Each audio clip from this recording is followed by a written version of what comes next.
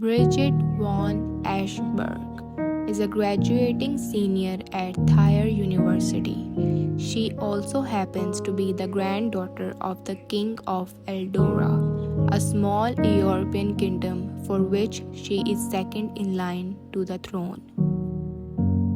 At the beginning of the novel, her long-time bodyguard and friend goes on paternity leave, so the palace gets Bridget a new bodyguard, a handsome and serious ex-Navy SEAL named Rice Larson.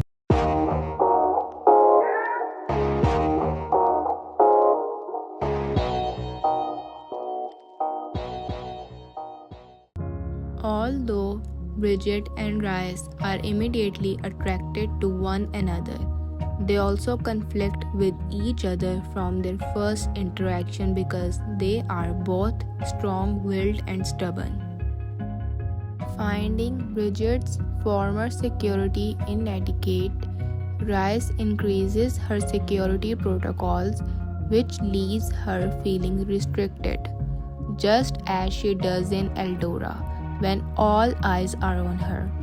Despite being a princess, she feels and acts like a normal person at Thayer and with her friends Eva, Jules, and Stella.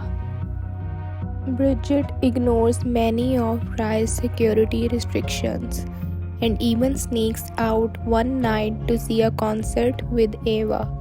That night, Bridget and Eva are kidnapped by enemies of Eva's boyfriend, and Rice is only able to find and recover the two women because he has put a tracking device in Bridget's phone. Bridget is furious that Rice has been tracking her, and Rice is equally angry that Bridget will not follow his security protocols. Bridget devises a truce. She promises to do as Rice says if he removes the tracker from her phone. Although making this concession irritates a strong-willed princess. Some of the contentions between her and Rice dissipates with their truce and as they learn more about each other. After Bridget's graduation, they move to New York and Bridget tries to date other men to get Rice off her mind. Even so, their mutual attraction continues to grow. One day, Bridget receives a call from her brother, the Crown Prince Nikolai, saying that their grandfather has collapsed and is in the hospital. Rice and Bridget go to Eldora, where they find King Edward recovering. However, Bridget is shocked when Nikolai tells her that he plans to marry his American girlfriend. Under the royal marriages law, enacted centuries earlier, this is not permitted to royals. If Nikolai goes through with his plan, he will be forced to abdicate, leaving Bridget to be next in line for the throne, a role which she was never prepared. Knowing of the constraint that will arise when she becomes the crown princess, Bridget wants to live her life as freely as she can while she is still in America. She has a bucket list of several things she wants to do before she has to move back to Eldora. When Rice hears about this bucket list, he wants to help Bridget fulfill it to make her happy. However, despite his attraction for her, he knows that he cannot help her with the last item on her bucket list.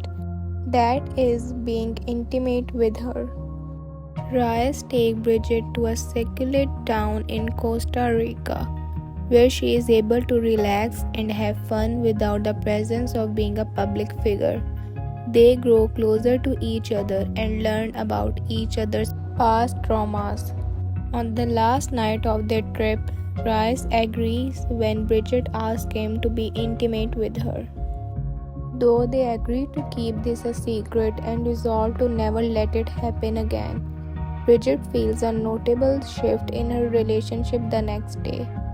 As they head back to New York, Bridget asks Rice if he wants to extend his contract as her bodyguard, and move to Eldora, an offer that Rice turned down shortly after. A few weeks later, once Bridget has begun her training to inherit the throne, her grandfather tells her that Rice has requested to become her permanent bodyguard. Bridget does not know what this means for her relationship with Rice, especially since the palace is already planning for her to marry a nobleman. Rice is jealous when he sees the attention that Bridget gets from her suitors, and he eventually admits that he came to Eldora because he can't stop thinking about her, even though he knows that he can't be together.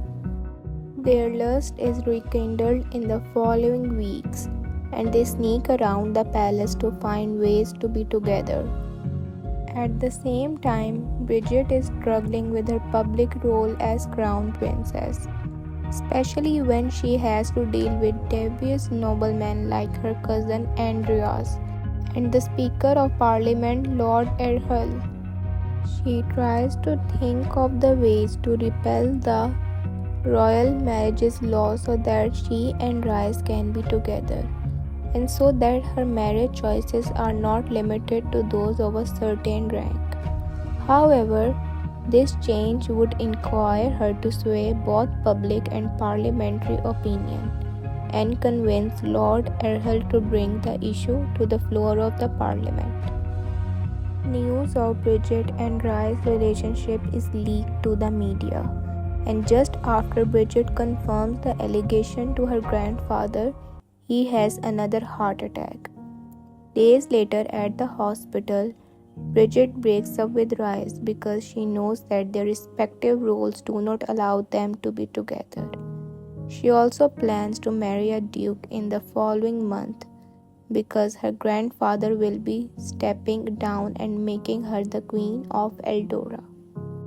A few weeks later, her grandfather realizes how unhappy Bridget is, and he suggests that she still has a few months to repeal the royal marriages law.